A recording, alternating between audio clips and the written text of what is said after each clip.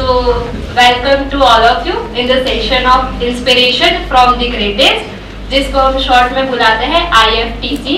Inspiration from the greatest का मतलब होता है कि हम लोग जिससे प्रेरणा लेते हैं, हम लोग जिससे सीखते हैं वैसा, राइट। तो अभी तो सस्पेंस है कि इंस्पिरेशन फ्रॉम द ग्रेटेस्ट यानी कि क्या होता है, राइट।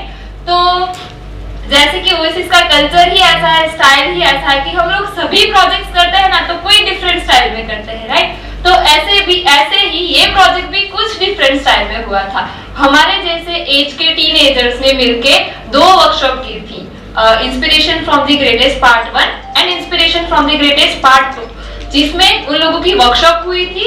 और अब आपको क्या था सेशन में, उन लोगों ने क्या किया था, क्या सीखा था, उससे उन लोगों ने एक बुक क्रिएट की है। बहुत ही हार्ट टचिंग बुक है, सभी टीनेजर्स ने मिलके बनाई है। अगर आप सोच सकते हो कि हम लोग बुक लिखते हैं तो एक राइटर होता है, या फिर कोई एक कंपाइल करता है, या फिर कोई एक ट्रांसलेट करता है। यहाँ पे 31 लोगों ने मिलके एक बुक क्रिएट की है। So ये उसका मोटिव है। So I would like to invite जरीबाई to share with you what is inspiration from the greatest and उन लोगों ने उन सेशन में क्या किया था।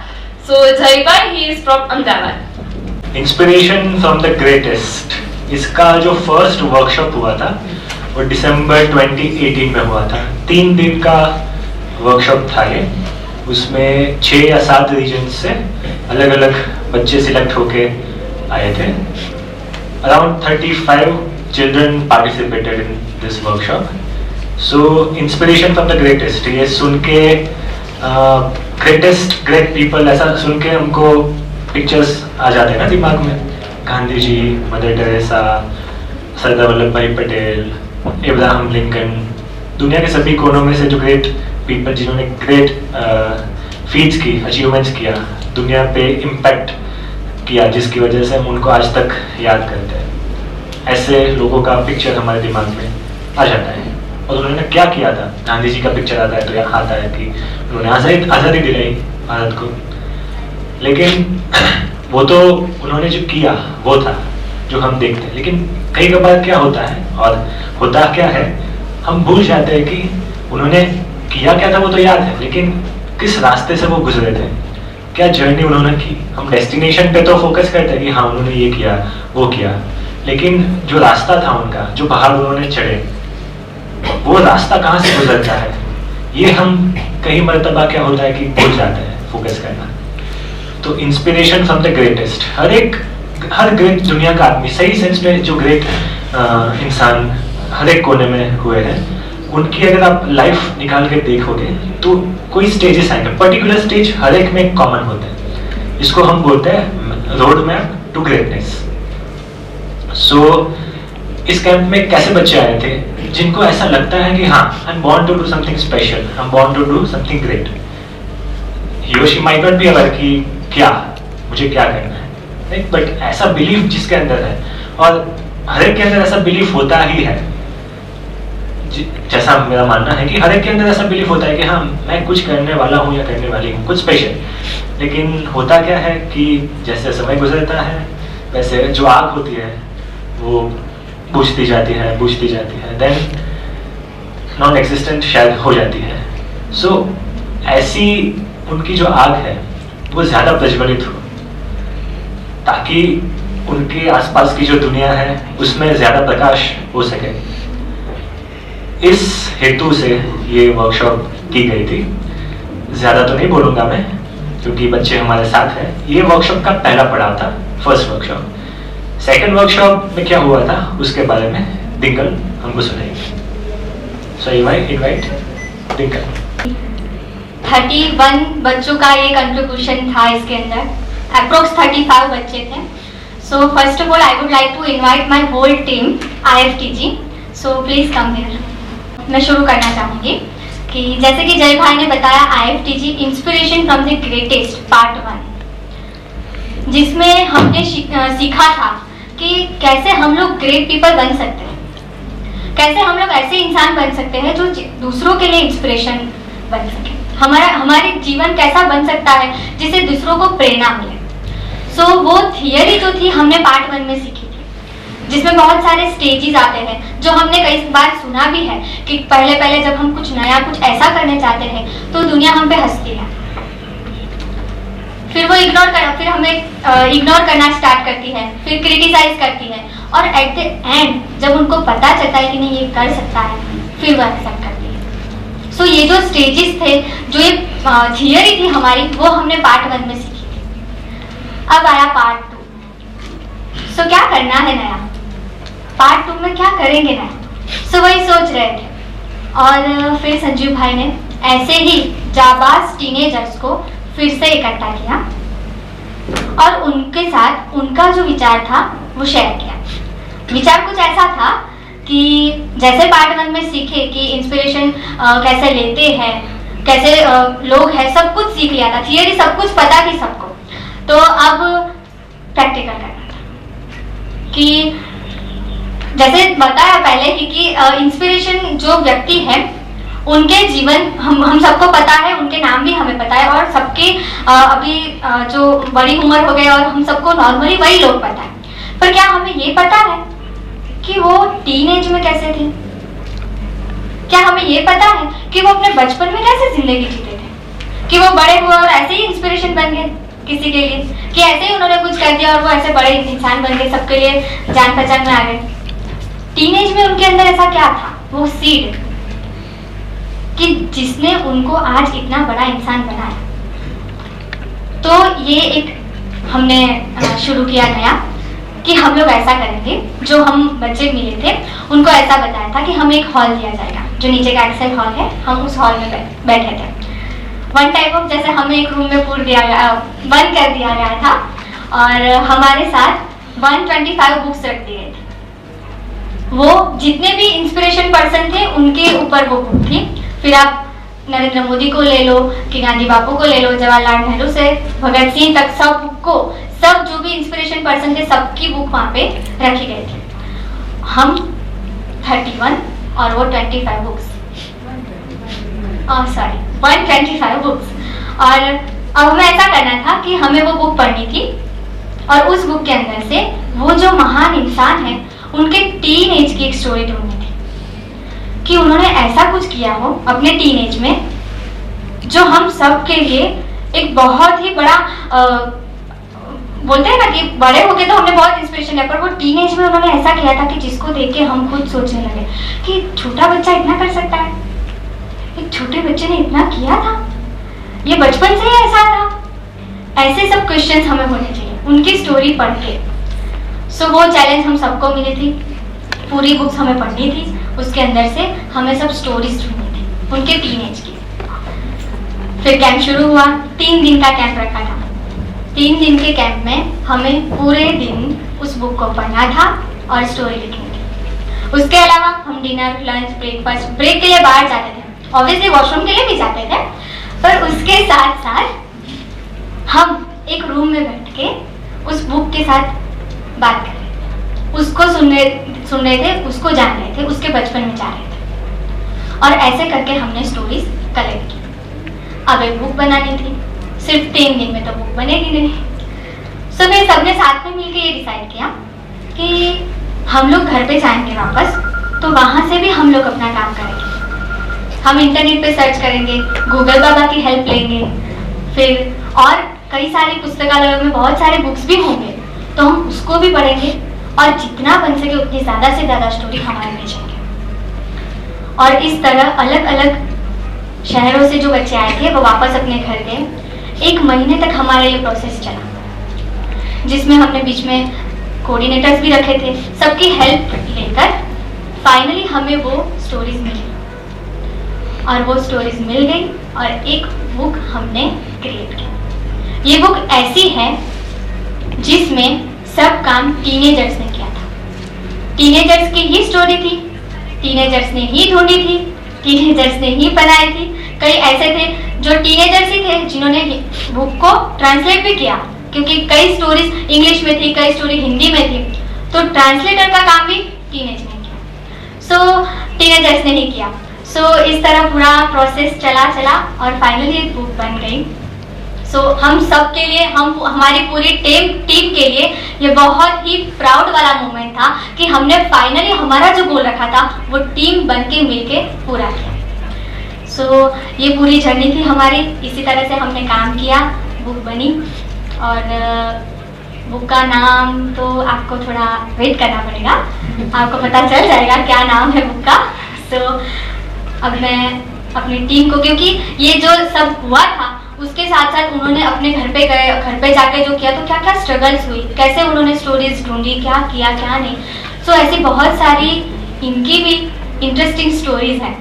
सो हम सुनते हैं।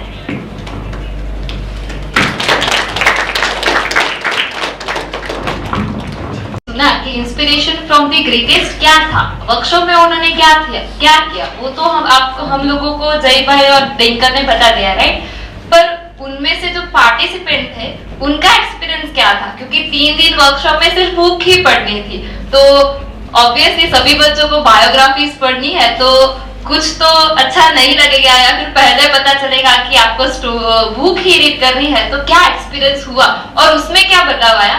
आई would like to invite Vanita to share with her journey, share with us. She is from Kutch and इसकी बहुत ही ट्रांसफॉर्मिंग स्टोरी, आई होप कि यू वुड लाइक। मैं भी एक IFTG का छोटा सा हिस्सा हूँ। मैंने ग्रेटनेस 1 और ग्रेटनेस 2 दोनों पार्ट किए हैं।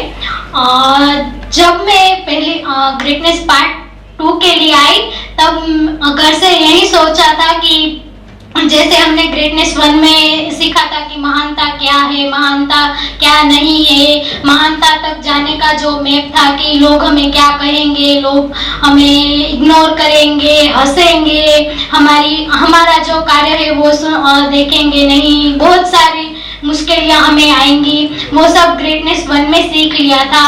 कुछ संजीव भाई ने हमारे सेशंस लिए थे, वैसा ही कुछ होगा, वैसा सोचा था। तो वो भी 3 दिन का था, ये भी 3 दिन का है, ऐसा ही हमें कहा गया था। तो जब मैं यहाँ पे आई और हम वहाँ एक्सेल हॉल में गए तब मुझे ऐसा ही लगा कि बस ऐसा ही कुछ होगा।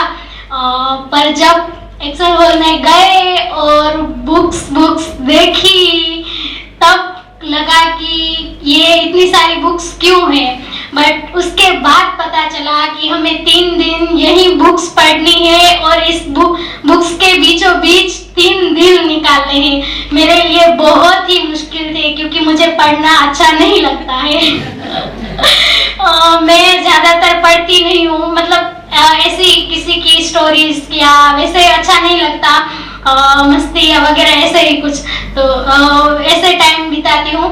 तो जब पता चला कि बुक्स पढ़नी है, इतने घंटा भी नहीं पढ़ सकती, वो 3 घंटे पढ़ना है मेरे लिए, तो बहुत ही बोरिंग सा लगा कि ओएसिस का तब मुझे ये मन में ऐसी सोच आए कि मुझे ओएसिस का ये पहला ऐसा कैंप है जो मुझे बिल्कुल अच्छा नहीं लगा कि मुझे पढ़ना पड़ेगा। तो फिर ऐसे ही 3 दिन पढ़ती रही, पता ही नहीं चला कि 3 दिन कहाँ निकल गए। और जब लास्ट में मैं स्टोरी लिख रही थी तब स्टोरी लिखने के बाद जब मैंने स्टोरी लिख ली और मेरा काम खत्म हो गया तब बैठी बैठी मैं सोच रही थी कि मैंने 3 दिन तक पढ़ा। मुझे खुद ऐसा लग रहा था कि यार मेरे में इतना बदलाव आ गया कि मैं 3 दिन तक पढ़ रही थी, वो भी किसी से बात किए बिना। इतने सारे मेरे फ्रेंड्स थे जिसके साथ मैं बहुत मस्ती करती थी, सबको परेशान करती थी, उनको बुलाया भी नहीं और पढ़ रही थी, बस बुक में खोई हुई थी, कोई बुलाया ऐसे मुझे कुछ पता ही नहीं चल रहा था, बस पढ़ रही थी और मैंने एक स्टोरी लिखी। फिर वो मेरी लाइफ का एक चेंज आया इस कैंप से कि अब मैं पढ़ने लगी। और उस कैंप के बाद जब भी मैं मुझे टाइम मिलता है तो मैं बुक्स पढ़ती हूँ और लिखती हूँ, या फ्री होती हूँ या रात को कभी नींद नहीं आती है तब भी मैं पढ़ती हूँ, लिखती हूँ। और इसी दौरान हमें जब यहाँ पे कैंप खत्म होने के बाद हमें घर से स्टोरीज भेजनी थी, तो उसमें ऐसा हुआ मेरे साथ थोड़ा सा कि जब हमारी टीम थी कच्छ की, हम 4-5 फ्रेंड्स थे जो आए थे, उसमें हमारी छोटी सी टीम बनाई थी और एक कोऑर्डिनेटर बनाया गया था।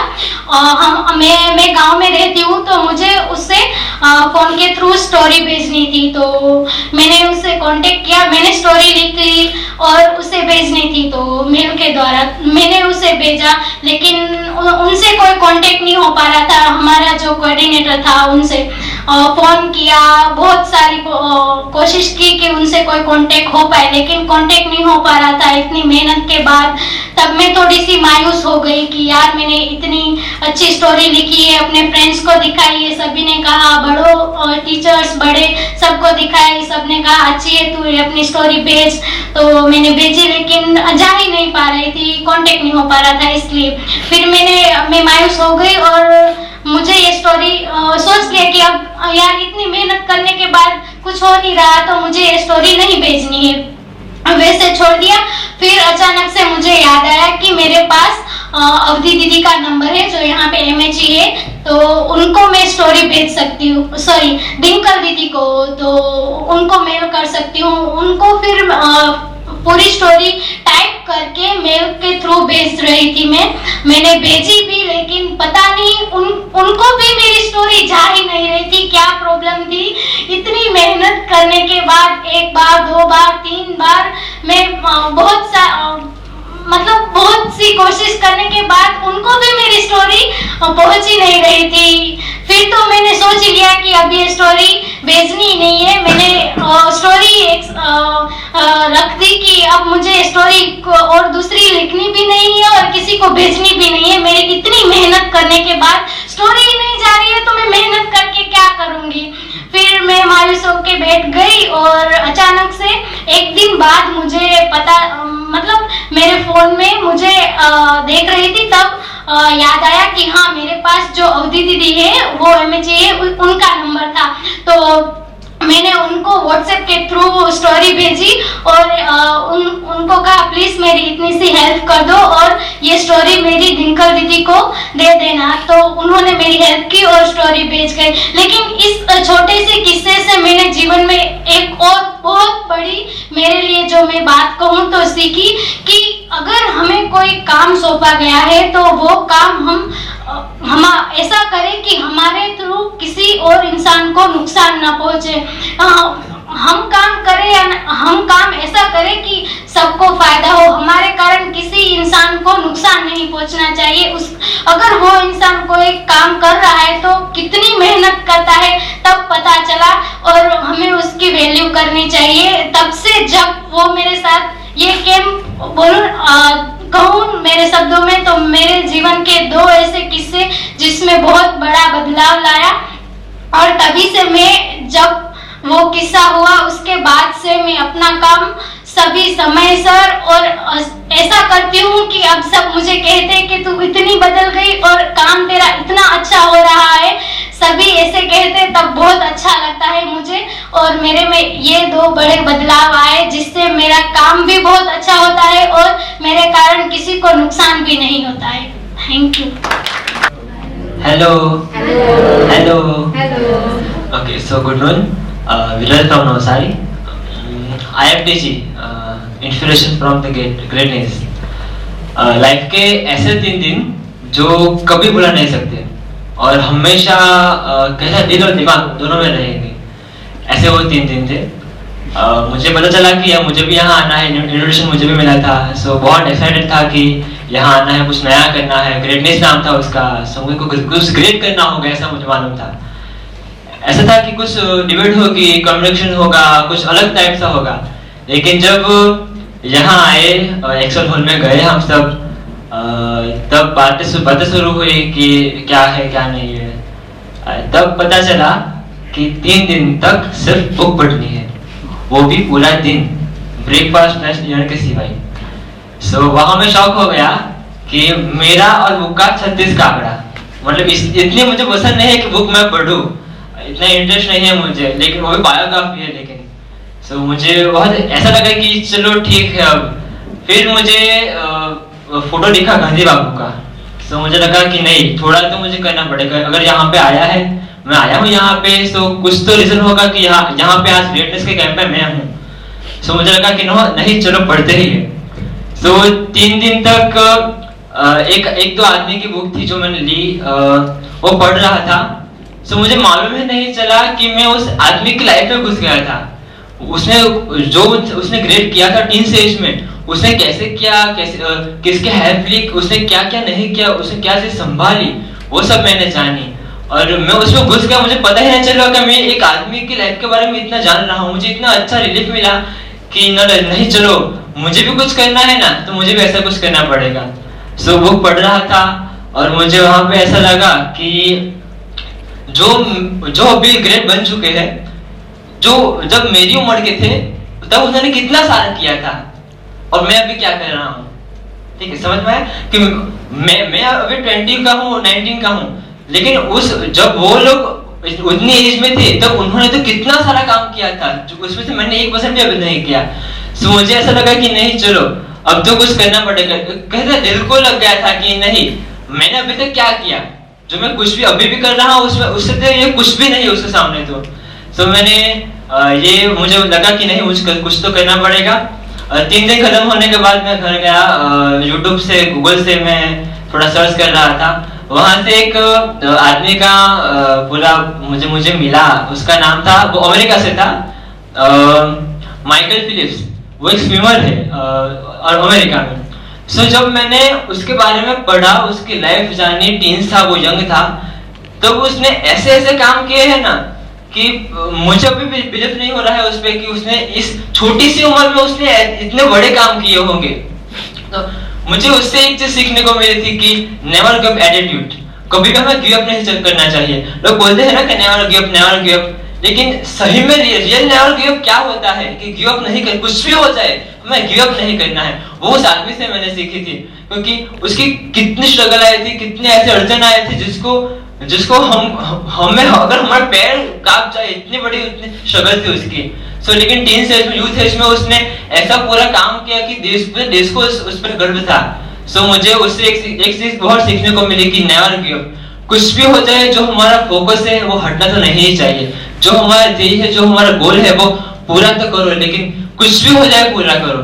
सो मुझे ये बहुत अच्छी चीज सीखने को मिली और मुझे बहुत आज प्राउड है कि हमने लोगों ने बुक पढ़ी, लेकिन अभी यूथ की एज में, टीन्स की एज में हमने 1 महीने के अंदर ये बुक खड़ी की और हम सबने मिलाकर ये बुक बनाई है। सो मुझे बहुत प्राउड है मेरे पे कि मैंने ये बुक, एक जो बुक है उसमें मेरा भी कोई हिस्सा है, मेरा भी कोई पार्ट है।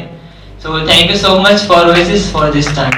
अगर आपको मौका मिले तो क्या आप आपके जो इंस्पिरेशन पर्सन है, अगर आपको ऐसा मौका दिया जाए कि आपके जो इंस्पिरेशन पर्सन है उसके साथ बैठ के आपको बात करने को मिले, उनकी जीवन में उन्होंने क्या किया था वो जानने को मिले, उनके साथ रूबरू बात करने का मौका मिले तो कैसा लगेगा?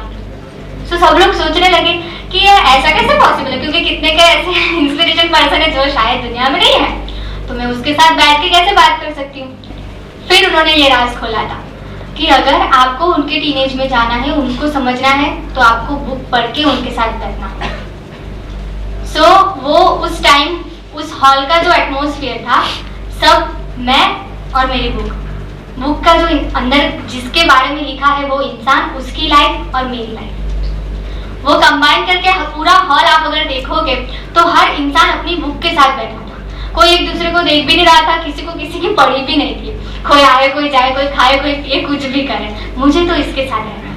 और सच्ची में जैसे विरल ने बताया, ऐसे सबने फील किया था कि वो किसी के बारे में पढ़ रहे थे, जैसे वो उनकी लाइफ को जी रहे थे, क्योंकि वो टीनेज था तो उनको भी अपना टीनेज याद आता है और सब वो विजुलाइज कर रहे थे पढ़ते पढ़ते कि वो क्या कर रहे होंगे, एक्चुअली कैसे कर रहे होंगे। सो ऐसे बहुत सारे एक्सपीरियंस भी सबको हुए थे। सो विरल ने बताया तो ये चीज मुझे याद है, इसलिए मैंने ऐड कर दिया। हेलो फ्रेंड्स, सबको बुक पढ़ना अच्छा लगता है, बट मेरी बात करूं, मुझे बुक पढ़ना अच्छा ही नहीं लगता है। मैं तो बुक तब पढ़ता हूँ जब मैं फ्री हूँ, जब ट्रैवलिंग करता हूँ, जस्ट टाइम पास के लिए।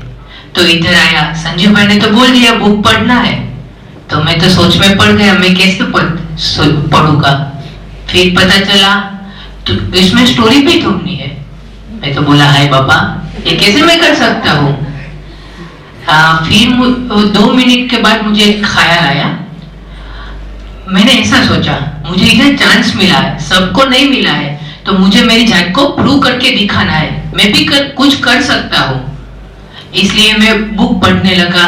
फिर इतना इंटरेस्ट पड़ गया ना, तो मैं पढ़ता हूँ। कोई मुझे बुलाता तो मुझे पता भी नहीं चलता मैं पढ़ता हूँ। ऐसा मैं बुक के अंदर पूरा घुस गया था। और बुक पढ़ते पढ़ते मुझे एक याद आ रहा है, लियो टॉल्स्टॉय। वो 16 साल के थे, तब उसकी शादी होने वाली थी। तो उसकी एक डायरी थी, नोट पोथी, उसमें सब लिखा था, उसके पॉजिटिव और नेगेटिव, गलतियां सब लिखा था। तो उसने वो बुक उसकी होने वाली पत्नी को देने का ख्याल किया। जो मैं उधर होता ना, तो मैं मेरी अच्छी बात तो बता देता, पर मेरे जो गलतियां हो रही थी वो तो मैं नहीं बताता। तो ऐसे ही मेरी लाइफ में मैं ऐसा बड़ा लर्निंग्स लिया कि जो हम अच्छा दिखाते हैं ना, उसके साथ हमकी जो गलतियां होती है ना, वो पर हम बता सकते हैं। और मैं मेरा कोई भी बात शेयर नहीं कर रहा था किसी के साथ भी। अब मेरे L3 फ्रेंड्स हो, उसको पता होगा, मैं मेरी सब बात अब सबको बताता हूँ। ये मेरे में बहुत चेंज आ गया। और ये IFTG ने मुझे एक गिफ्ट दिया, वो मैं लेना चाहता हूँ कि बुक में कैसे पढ़ना है, बुक्स में क्या हम ढूंढ सकते हैं और बुक्स कैसे हम पढ़ सकते हैं, वो मुझे IFTG ने गिफ्ट दिया। Thank you all of you.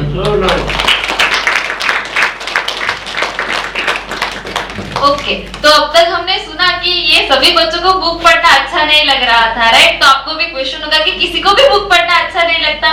तो हमारी एक फ्रेंड ऐसी भी है जिसको बुक्स पढ़ना तो बहुत अच्छा लगता था, लेकिन बायोग्राफी पढ़ना बिल्कुल अच्छा नहीं लगता था। सो उसने उसकी सेल्फ को कैसा एक्सप्लेन किया, तो I would like to invite पूर्वा।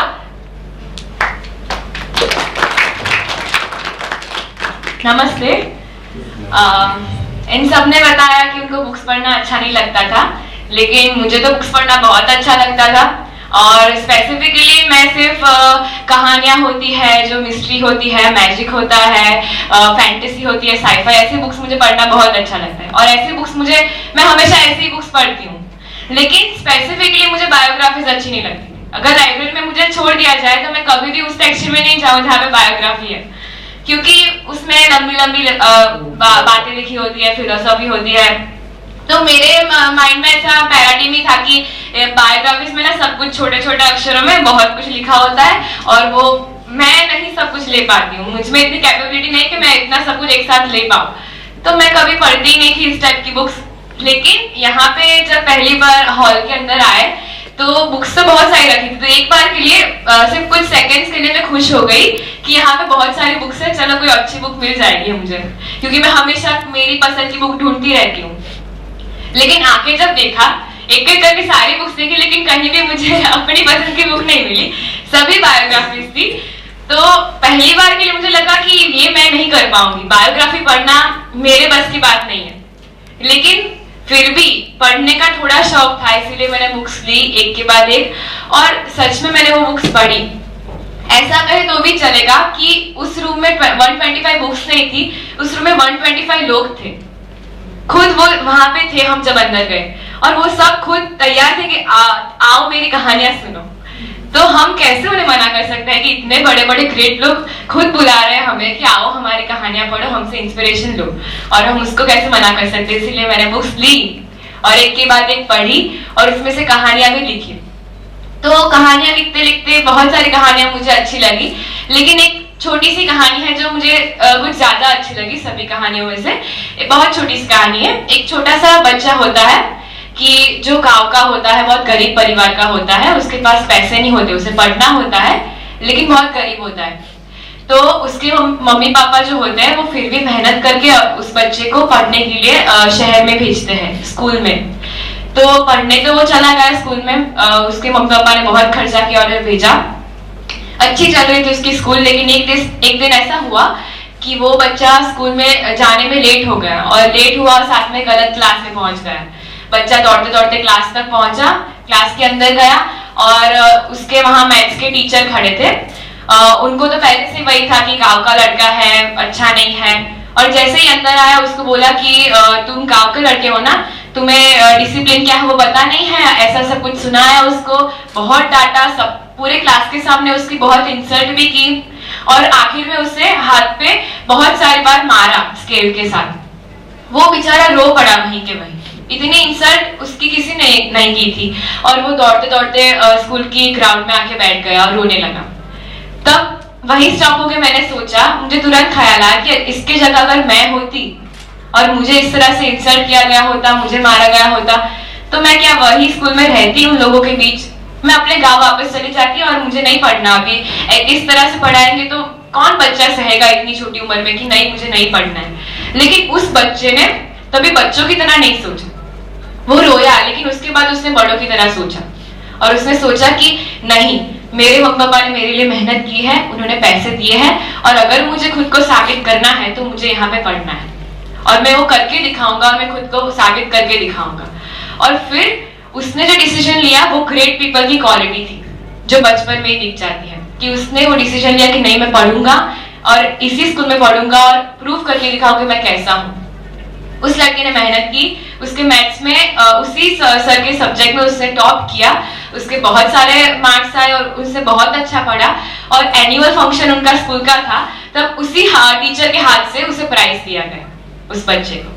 जब वो प्राइज ले रहा था उस टीचर से, तो उस टीचर ने ऐसा उसको टॉन्ट किया कि मेरे हाथ की मार खाई ना, इसीलिए आज तू इतनी बड़ी प्राइज ले रहा है। तब उसे फाइनली लगा कि नहीं, अगर मैं कुछ कर सकता हूँ तो मुझे हर जगह साबित करना पड़ेगा कि मैं आगे बढ़ सकता हूँ। तो ये जो बच्चा था वो बड़ा होके हमारे महान scientist doctor APJ Abdul Kalam, उनकी एक कहानी है जो बचपन में कैसे थे। तो जब हम ऐसा पढ़ते हैं तो हमें लगता है कि ग्रेट पीपल की क्वालिटी वो बड़े होके नहीं, वो बचपन से कहीं ना कहीं वो दिखने लगती है। तो मैंने लर्निंग लिया कि अगर मैं उनकी जगह पे होती तो मैं क्या करती। इसीलिए इसी तरह मैंने सब जगह अपने आप को रख के देखा कि मैं क्या करूं। और जब सभी जगह मुझे कई बार ऐसा आंसर मिला जो मेरे ईगो को हर्ट करता था कि मैं इसकी जगह होती तो भाग जाती। मैं कैसी, मैं भाग जाऊं, ऐसी हूँ। एक्सेप्ट करना मुश्किल होता है, लेकिन मैं ऐसी ही थी कि मैं भाग जाऊंगी, मैं सामना नहीं करूंगी। लेकिन इसमें मुझे इंस्पिरेशन मिली और मैंने डिसाइड किया कि अब इसकी जगह अगर मैं हूं तो मैं हर सिचुएशन का सामना करना सीखूंगी। तो ये मेरा बड़ा लर्निंग था। और ये पार्टिसिपेंट के तौर पर तो 3 दिन मैंने किया, लेकिन उसके बाद मुझे एक रिस्पॉन्सिबिलिटी मिली कि मुझे कोऑर्डिनेशन करना है, कि सब रीजन्स में लीडर बनाए थे और उसके बाद जो हमारे ओएसिस में हम जो फ्रेंड्स रहते हैं, एमएचए फ्रेंड्स, उनका कोऑर्डिनेशन करने की रिस्पॉन्सिबिलिटी मुझे मिली थी कि सबकी स्टोरी मुझे कलेक्ट करके टाइम टू टाइम देनी है। अभी वो सब अपना अपना काम कर रहे थे, सब बच्चे बिजी थे, उन सबके पास से मुझे स्टोरी कलेक्ट करके टाइम पे भेज देना थोड़ा डिफिकल्ट हो रहा था, क्योंकि मैं ऐसे नहीं बोल पा रही थी उनके सामने जाके कि लाओ आपका टाइम हो गया, स्टोरी मुझे दे दो। उनको डांटना भी नहीं था, फोर्स भी नहीं करना था और फिर भी प्यार से उनके पास से स्टोरी कलेक्ट करनी। तो ऐसा बहुत स्ट्रगल चला। 2 दिन तो मैं खुद बहुत गुस्से में आ गई कि मुझसे नहीं होगा, अभी कोई स्टोरी दे नहीं रहा है, उनको बैठ के लिखवाओ थोड़ी मैं हाथों से, अगर उनको लिखनी होगी तो वो देंगे। लेकिन उसके बाद मैंने सोचा कि अगर हमें एक अच्छी सी बुक देनी है, सब अपने काम में है, लेकिन अगर एक अच्छी बुक देनी है सबको, तो सबको मिलकर काम करना पड़ेगा। तो फिर मैंने एक एक करके सबसे प्यार से बात करना शुरू किया। जो मैं गुस्सा थोड़ा थोड़ा लाती थी, उसकी जगह मैंने ज्यादा, अपनी हद से ज्यादा प्यार से बात करने का शुरू किया कि आपकी स्टोरी हो गई है तो आप मुझे दे दोगे, आपके पास थोड़ा फ्री टाइम है तो क्या आप स्टोरी लिख लोगे। तो ऐसा सब बोल बोल के फिर मैंने सबसे स्टोरी कलेक्ट की और फाइनली एमएचए के फ्रेंड्स की तरफ से भी मैंने स्टोरी भेज दी। तो ये पूरा मेरा एक्सपीरियंस था आईएफटीजी का कि एज अ पार्टिसिपेंट और कोऑर्डिनेटर मैंने बहुत कुछ सीखा कि किस तरह से सबके पास से काम ले सकते हैं और टीम में किस तरह से अच्छे से काम कर सकते हैं, वो भी मैंने इसके साथ सीखा। तो ये मुझे बहुत अच्छा लगा। Thank you. ओके, तो हम सब में से छोटी सी बच्ची, छोटी तो नहीं बोल सकते पर हम सबसे छोटी, जो अभी 12th में है और ड्रॉप आउट है, राइट।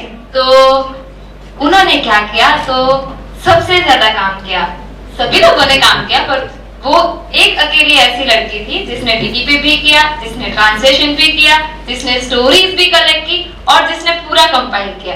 सो आप सोच सकते हो कि इतनी छोटी बच्ची, जो हम लोग पहले से ही सोचते हैं कि कोई बड़ा लोग ही ट्रांसलेशन कर सकता है, राइट, तो इतनी छोटी सी बच्ची जिसने सभी हिंदी स्टोरीज को गुजराती में कन्वर्ट किया, तो उसका एक्सपीरियंस क्या है वो मानसी बताए।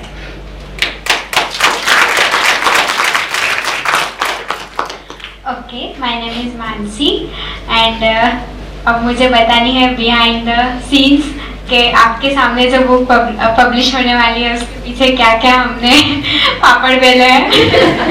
एक्चुअली वो पापड़ बेलने से भी ज़्यादा मुश्किल था। ओके, सो मैं मेरी बात करूँ तो फर्स्ट ऑफ ऑल मैंने भी IFTG कैंप अटेंड किया एज अ पार्टिसिपेंट कि मुझे भी स्टोरीज ढूंढनी है। मुझे पढ़ना भी बहुत अच्छा लगता था तो मैंने पढ़ा भी बहुत, मैंने बहुत सारी स्टोरीज भी दे दी। लेकिन एट द एंड जब मैनेजमेंट का टाइम आया तब मुझे अचानक से बताया गया कि तुझे ये स्टोरीज टाइप करनी है। तो मैं शॉक हो गई कि मैंने कभी कंप्यूटर ऑपरेट नहीं किया। मैं स्कूल में जाती थी लेकिन कंप्यूटर की क्लास में मैं मोस्टली सिर्फ सो जाती थी या फिर टाइम पास करती थी। मोस्टली मैं बंक करती थी, मुझे कंप्यूटर क्लासेस नहीं पसंद थे ज़्यादा। मुझे ऐसा लगता था कि वो बोरिंग है, नहीं जाना चाहिए। तो मैंने कभी कंप्यूटर भी ऑपरेट नहीं किया था, तो उसमें टाइपिंग की तो बात ही कहाँ आई। तो जब मुझे पता चला कि ये मुझे करना है तो मैं बहुत ज़्यादा घबरा गई थी कि ये लोग एक तो वर्ल्ड क्लास बुक बनाने जा रहे हैं और टाइपिंग मुझको देंगे।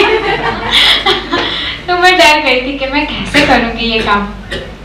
फिर ऐसे तो ज़्यादा 3 दिन तक हमने बहुत ज़्यादा एक्सपीरियंस किए थे, बहुत ज़्यादा लर्निंग्स लिया था। तो मैंने सोचा it's okay, this is new opportunity for me. तो मैंने ऐसा सोच के स्टार्ट किया, मैंने सीखना शुरू किया कि कैसे कंप्यूटर ऑपरेट करते हैं, कैसे वर्ड के सारे टूल्स होते हैं, कैसे गुजराती टाइपिंग किया जाता है। मुझे कुछ समझ में नहीं आ रहा था स्टार्टिंग में। और मैंने जब फर्स्ट पेज टाइप किया था मुझे अभी भी याद है कि वो 1.5 घंटे कैसे गए थे। मैंने एक ही पेज टाइप किया और 1.5 घंटे निकाल दिए। बस मुझे समझ में नहीं आ रहा था और इसमें इतनी सारी मिस्टेक थी कि मैं खुद भी ढूंढ के थक गई थी। तो बिहाइंड द सीन्स हम फाइनली करना तो हमको ही था, ना मैं किसी को दे सकती थी ना कुछ बोल सकती थी। तो मेरे पास एक ही ऑप्शन रहा। मैंने सोचा कि अब मैं क्या करूं, मैं हार तो मान नहीं सकती क्योंकि वो अपने लिस्ट में आता ही नहीं है, वोकैबुलरी में तो है ही नहीं। तो अब ये तो करना नहीं था, तो अपॉर्चुनिटी को लेना ही होगा, कुछ भी करके कैसे भी करके सीखना ही होगा। तो मैंने धीरे धीरे सीखना शुरू किया, कैसे कंप्यूटर ऑपरेट करते हैं वो सब कुछ मैंने धीरे धीरे सीखा। कैसे गुजराती टाइपिंग होती है, कैसे उसमें छोटी छोटी चीज़ों का ध्यान रख के फॉन्ट स्टाइल, मुझे कुछ भी नहीं मालूम था, वो सब कुछ मैंने सीखा और पूरी बुक टाइप की। जब स्टार्टिंग में मुझे गुजराती स्टोरीज मिल रही थी तो मुझे अच्छा लगा था, ओके चलो गुजराती टाइपिंग आ गया है तो हम कर लेते हैं। लेकिन जब मुझे पता चला कि मुझे हिंदी और इंग्लिश का ट्रांसलेशन करके DTP करना है तो मैंने बोला कि ये जैसे तैसे मैंने किया, वापस आप ऐसा दोगे। उन्होंने मेरे सामने इतना बड़ा थप्पा लगाया था हिंदी बुक्स का। मैं सोचा कि अब ये इसका मैं क्या करूं। मैं दिन रात सोचती रहती थी कि मैं क्या करूंगी। और वो जगह भी ऐसी है कि ये जो रिसेप्शन है ना वही है ये पूरी बुक की जर्नी। वहीं पे बैठ के पूरे रिसेप्शन पे इतनी बुक्स होती थी और मैं देखती रहती थी कि मैं क्या करूं, कौन सी लूं, पहले लूं, कैसे करूंगी। मुझे ना ट्रांसलेट करना आता है। मुझे पहले ऐसा भी लगता था कि ट्रांसलेशन तो कैसे बहुत महान लोग होते हैं जिनकी लैंग्वेज एकदम रीच हो और जो बहुत अच्छे से सोच सकते होंगे वही करते होंगे। तो मैंने कभी वो काम किया ही नहीं है, तो मैं कैसे ये पूरा बुक टाइप करूँगी। तो मैंने जब पहली बुक ली और पहली स्टोरी ट्रांसलेट करके भेजी कि ये मैंने फर्स्ट ड्राफ्ट बनाया, प्लीज़ आप चेक कर लो। मैं अंदर से ऐसा सोच रही थी कि ये डिलीट हो जाए या फिर कोई इसको ना देखे और रिजेक्ट कर दे तो अच्छा है, मेरे पास से ये काम चला जाएगा। मेरे दिलो दिमाग में ऐसा चल रहा था कि यार नहीं करना है, बहुत टफ हो रहा है। तो लेकिन बाय डिफॉल्ट वो सिलेक्ट हो गई। तो उन्होंने सारा ही काम मुझे दे दिया और मैंने धीरे धीरे सब कुछ, मेरे पास डिक्शनरीज थी, पूरा बहुत सारी डिक्शनरीज रखी हुई थी, जो पढ़ना है पढ़ो लेकिन ये काम तो मुझे ही करना है। तो मैंने बहुत सब कुछ सीखा उन दिनों में। वो 15 दिन मेरे लिए ऐसे थे कि लाइक कोई इंसान को पता चल गया है कि तुझे क्या करना है और बस वही करता रहे। तो वो जो ग्रेटनेस मुझे फील हो रही थी, जो इंस्पिरेशन फ्रॉम द ग्रेटेस्ट का मेन मकसद था कि जो हम अपने आप को बनाते हैं, वो मुझे इसके अंदर से बहुत अच्छे से मिला। कि मैंने जो 15 दिन में धीरे धीरे करके सब कुछ सीखा। कुछ भी हो जाए लेकिन मैं हार नहीं मानूंगी और ये काम करके ही रहूंगी। ये मैंने बहुत अच्छी तरीके से इसमें प्रैक्टिस किया। और जो परफेक्शन होता है, जो छोटी छोटी बातों का हम ध्यान रखते हैं, और वो जो 1.5 घंटा था एक पेज टाइप करने का, वो कैसे धीरे करके 25 मिनट्स हो गई, वो बहुत ही ज़्यादा मेरे लिए खुद के लिए ऐसा था कि मैंने बहुत सब कुछ सीखा था। और बात ये नहीं थी कि वो सिर्फ वर्ड्स थे जिसको मैं ट्रांसलेट करती जा रही थी। बात वो स्टोरीज की थी जो मुझे धीरे धीरे याद दिला रही थी कि तुझे भी ऐसा करना है, तुझे भी ऐसा बनना है, तुझे भी ये स्टोरीज में आना है, तेरी भी लिस्ट होनी चाहिए। तो ये जो छोटी छोटी बातें थी जो जिसने मेरी लाइफ में बहुत ज़्यादा मोटिवेशन दिया। और वो काम करते करते जो मुझे एक्साइटमेंट हो रही थी कि जब ये बुक आएगी तब मतलब जो होता है ना कि कैसे हम अपनी खुशी बयां नहीं कर पाते हैं।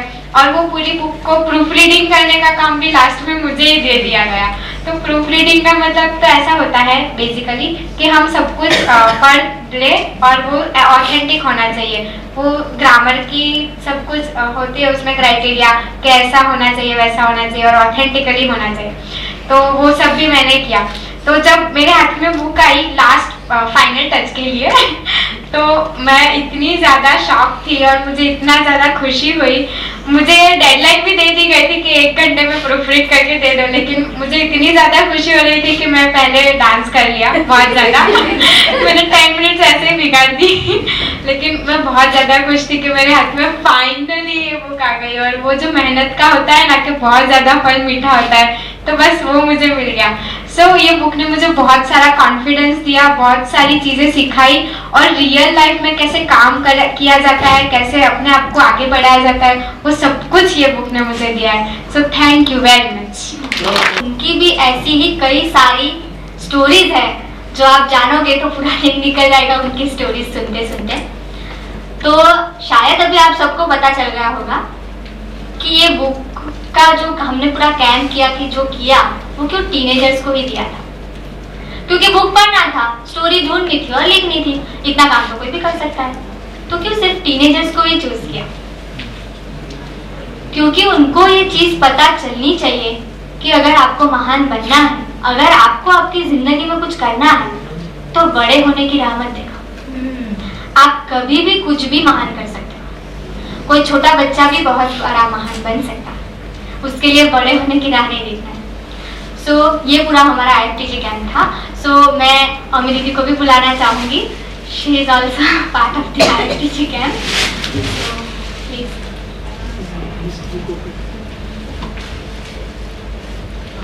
आई am here for fill in the blanks. मेरा काम भी वही था, फिल इन द ब्लैंक्स। जब ये पूरा कैंप हुआ और उसके बाद जब बच्चे सारे स्टोरीज कलेक्ट कर रहे थे, दिंकल थे but she was also main coordinator. वो पूरा list it requires lot of work. जब हम क्रिएशन करते हैं तो इमेजिन करिए कि इतने सारे बच्चों ने इतनी सारी स्टोरीज दी, तो कुछ ऐसा भी कभी कभार अगर गड़बड़ी हो सकती है अगर हम कोऑर्डिनेशन अच्छा नहीं करें। तो किसी ने दी, उसकी मिस हो गई स्टोरी, जब वो देखेगा अरे मैंने दी थी वो तो आई ही नहीं, it will be lot of responsibility। तो दिंकल did that job also। और ये ऐसा करके अल्टीमेटली एक मज़ेदार किताब हमारे सामने थोड़ी देर में आएगी। ये जो पूरी बच्चों की कहानी है, वो कहानी के पीछे जो आइडिया है, जो पर्पस है, क्यों हमने ये किताब बनाई, why this creation। तो हम ऐसे देखें कि हम इंटरनेट पे आजकल अगर सर्च करते हैं तो हमें बहुत सारी ऐसी stories, you just click greatest people in the world, तो जो भी आएगी ज़्यादातर स्टोरीज ऐसी होंगी जो इंटरनेशनल होगी। एज इफ कि यहाँ पे अपने यहाँ इतने कुछ खास हुआ नहीं है ग्रेट, ऐसे बहुत कम होगी इंडियन स्टोरीज होंगी जो ज़्यादातर हम भी जानते हैं, जो हम स्कूल में पढ़ चुके हैं, वैसी शायद स्टोरीज होंगी। So that was one part कि एक्चुअली अपने यहाँ पे कितने सारे ऐसे हैं लोग जिन्होंने कितना अच्छा किया है। और कोई भी एक किताब ऐसी नहीं है जिसमें सारी क्वालिटीज, जैसे ये सारी जो बातें हम कर रहे हैं वो अल्टीमेटली उनकी कैरेक्टर की क्या क्वालिटी थी जो छोटे थे तब भी, उस जिसकी वजह से वो इतना बड़ा कंट्रीब्यूशन अल्टीमेटली लाइफ में कर पाए। तो ऐसी कोई एक किताब हमारे ध्यान में आई नहीं। गुजराती में तो डेफिनेटली नहीं आई, अगर हिंदी इंग्लिश में शायद होगी भी, लेकिन ऐसा कुछ हमारे ध्यान में नहीं आया कि हम अगर जैसे हम कहते हैं कि भाई कैसे बेस्ट मज़ेदार से मज़ेदार खाना बनाया जाए, तो उसकी डिशेस कौन सी हैं, तो we have so many books. लेकिन एक इंसान को अगर ऐसे हमें टीनेजर्स के लिए अगर हमें ऐसा कुछ देना है तो there is no such one book. So इसलिए हमने सोचा कि ऐसा है तो why not to have, let us find out हम खुद कैसे हम इंस्पायर होकर खुद कैसे ढूंढ सकते हैं। तो ये आइडिया के जरिए ये पूरा क्रिएशन हुआ। तो जाहिर है ये बुक का पर्पस ऐसा है कि हमारे जब हम छोटे हैं, specially for the teenager, and it is equally inspiring for us, कि जो भी इंसान बड़ा है वो जिसको हम महान बोले, ग्रेट बोले, जो भी वर्ड बोले, वो बड़ा बन पाया तो उसके बचपन में क्या था जिसकी वजह से वो बड़ा बन पाया। So what was that in the childhood, that is the concept. तो अभी मैं चाहूंगी आप लोगों को पूछती हूँ मैं कि आपको क्या लगता है, ऐसी ये किताब है जिसमें करीबन 100 स्टोरीज हैं, 100 स्टोरीज हैं, तो उसका नाम क्या रखना होगा, क्या हो सकता है? जिनको ऑलरेडी पता है वो नहीं बोलेंगे। मेक अ गेस, ऐसी अगर किताब है क्या रखे उनका नाम, क्या रख सकते हैं अंदाजे से?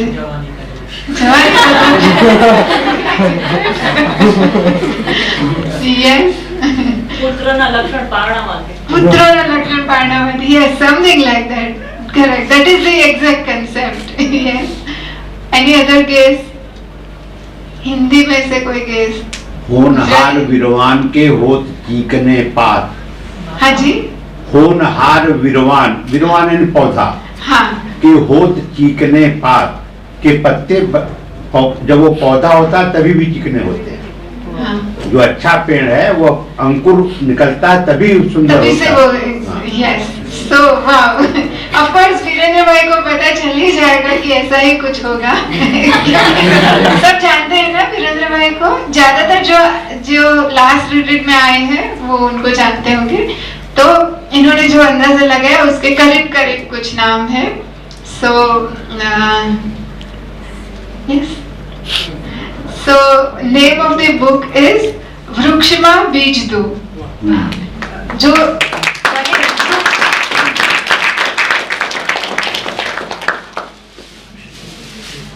तो ये पूरी क्रिएशन करने के लिए ये सारे दोस्तों ने रात, हाँ जी, वृक्षमा बीज तू, मतलब इन हिंदी इट विल बी आप जो बड़ा पेड़ है उसमें क्या बीज था? हाँ जी वीरेंद्र भाई, वृक्ष का तू बीज है।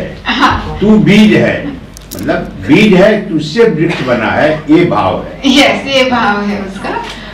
तो पता चल गया ना सबको? हिंदी गुजराती जो नहीं जानते उनको पता चल गया? नहीं पता चला? थोड़ा थोड़ा चला।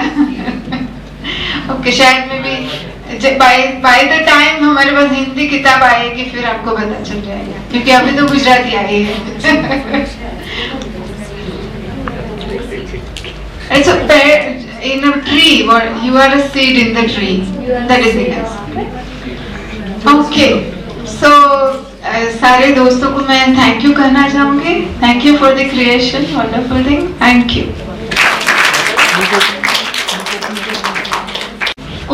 उस बुक की भी थोड़ी झलक देख ले। तो देखना चाहेंगे सब लोग कि बुक कैसी है। बुक के बारे में सब कुछ जान लिया, कैंप के बारे में सब कुछ जान लिया, बुक का नाम भी जान लिया, तो अब जानते हैं कि बुक क्या है। सबसे पहले मैं वो सब टीनेजर्स को इनवाइट करना चाहूंगी जिन्होंने इस बुक के अंदर अपना कंट्रीब्यूशन दिया है, अपना काम किया। सब जो यहाँ पे प्रेजेंट है, जिन्होंने इस बुक को बनाने में हेल्प की है या कुछ ना कुछ अपना कंट्रीब्यूशन दिया है, वो सब टीनेजर्स आगे आ जाए।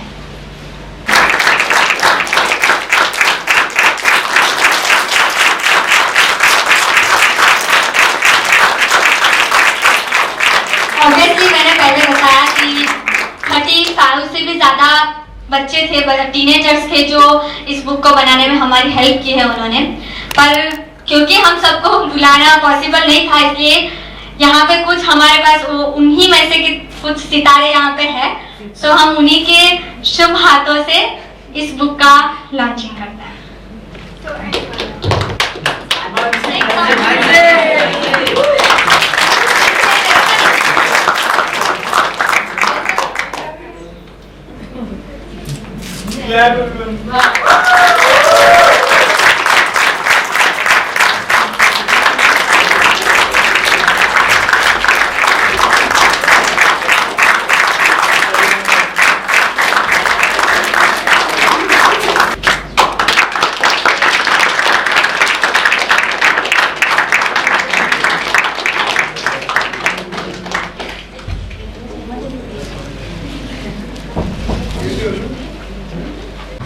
हेलो, मेरी जो स्टोरी थी ना वो चंद्रशेखर आजाद की थी, जिसमें वो सिर्फ 14 साल के होते हैं। वो उस साल में वो लड़ाई के लिए वो लड़ते रहते हैं, मतलब उसको उनको फ्रीडम चाहिए होती है, स्वतंत्रता चाहिए होती है अंग्रेजों से। तो उस टाइम वो आंदोलन पे वो वहां पे करते हैं, मतलब उनका तो नेचर कैसा था कि शांति से तो कुछ बात करने की नहीं, सीधा आया और दिया। तो उस समय उनको एक बार तब वो नया मेजर आया था, मथुरा या फिर वो कुछ प्लेस था, तो उन्होंने उनको कैद कर लिया और उनको मारने लगे, मतलब रिमांड हम करते हैं ना, रिमांड पे ले लिया। और वो काल कोठरी थी उस साल, मतलब उनकी एज थी सिर्फ 14 साल की। वो मेजर जो मेजर के नीचे जो आते उसके असिस्टेंट, वो उन्होंने पहला चाबुक लगाया, दूसरा चाबुक लगाया, लेकिन वो सिर्फ एक ही बात बोलते थे कि जय भारत माता की जय। मतलब उनके वो खून में था, उनके वो खून में आजादी इतनी चढ़ गई थी कि उनको कोई बात नहीं सूझती थी। 14 साल के उम्र में कोई इंसान चाबुक खाता है, लाल लाल हो जाता है, पूरा खून निकलता है, फिर भी वो कैसे बोल पाता है कि भारत माता की जय। वो जब मैंने पढ़ा था ना तो मेरे रोंगटे खड़े हो गए थे। और उस मतलब उसी टाइम में मेरी लाइफ में उस जगह था कि जो मैंने अपनी लाइफ को प्रूव नहीं किया ना, मैंने अपनी सेल्फ को प्रूव नहीं किया ना, तो मैं वो जगह से हट जाता। मैं जो जिसके लिए एमएचसी में आया था, जिसके लिए ओएसिस में आया था ना, वो मुझे प्रूव करना था उस टाइम। वो स्टोरी मैंने पढ़ी, उसके बाद से जो मेरा कंट्रीब्यूशन था ओएसिस के लिए, जो मैं कंट्रीब्यूट करता था, उसमें मेरा डिटर्मिनेशन इतना आया कि आज मैं सब जगह, मतलब आज जो मेरा प्लेस है ओएसिस में, वो मेरे को भी लगता है अमेजिंग। मतलब वो एक छोटी सी चीज थी कि एक चाबुक 14 साल के इंसान को अपना मुंह बंद नहीं करवा सकता, तो कोई भी ऐसी ताकत नहीं है जो मेरे को बंद करवा सके और मेरे को रोक सके। वो चीज मेरे को मिला। और आज जो मैं कर रहा हूँ, आज मैं जहाँ पे चल रहा हूँ ना, उससे मेरे को प्राउड हो रहा है। और वो भले ही वो आजाद था, वो आजाद होगा, लेकिन वो मेरे को वो आजाद बना रहे हैं, वो चीज मेरे को आजाद बना रही है। जैसे कि मैं देखना चाहता हूँ फिर एक बार ये जो छोटी सी लड़की जो है ना, वो खड़ा हो जाए, खड़ा हो जाए। बहुत बहुत कंग्रेचुलेशन आपको, बहुत मुबारक। आपने भी कहा कि मैंने वो जो कागजों का वो बड़ा, उसने भी आपको नहीं डराया। जैसा ये बड़ी हिम्मत की बात है, एक चैलेंजिंग बात थी आपके लिए, सबों के लिए। जैसे कि अभी इसने कहा कि मैं एक आजाद की शक्ल में दूसरा आजाद में बन गया हूँ, क्या अच्छी बात है। Basically these are the inspiring things. तो एज ए चैलेंज आपने जो उसको कबूल किया और फिर उसमें सफलता आपको मिली, कामयाबी मिली, तो इसके लिए मैं सब टीम को मुबारकबाद देता हूँ। Thank you. जैसे कि आपने कहा कि बुक सबको नहीं मिल पाई है, सो प्रिंटिंग का थोड़ा इश्यू की वजह से हमें थोड़ी कम बुक्स मिल पाई है, इसलिए हमने अभी टीनेजर्स को बुक्स दी है। और जिनको भी बुक चाहिए, बाहर हमारा बुक काउंटर है, सो थोड़ी सी बुक हमने काउंटर पे रखी है, सो आप कंट्रीब्यूट करके वो बुक खरीद सकते हैं। So, तुम तो बोल रहे